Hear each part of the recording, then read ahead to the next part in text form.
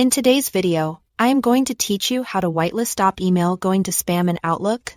If important messages keep landing in your junk email folder, whitelisting the sender is the best way to make sure they arrive in your inbox every time. Let's start right inside Outlook. First, open Outlook and head to your junk email folder. Find a message that shouldn't be there. Right.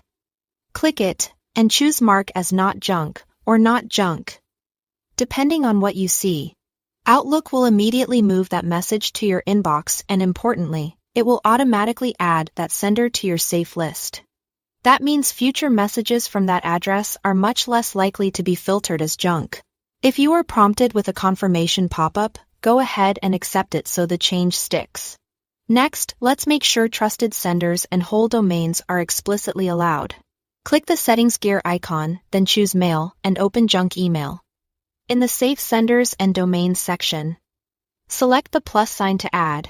Type the exact email address you trust, or, if you trust everything from a particular domain, enter the domain instead. Press Enter to confirm the entry so it appears on the list. When you are done, click Save. Adding a single address is precise, while adding a domain is broader and allows mail from all addresses at that domain. Only add domains you fully trust and double-check for typos, so you don't accidentally allow the wrong sender. Here is one more helpful safeguard you can enable.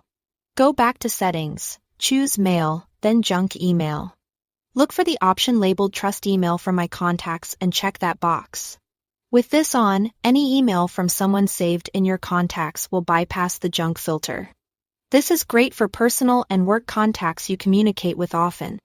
If a message from a known person still goes to junk, confirm that the address they used matches what's in your contacts. That's it. Thanks for watching.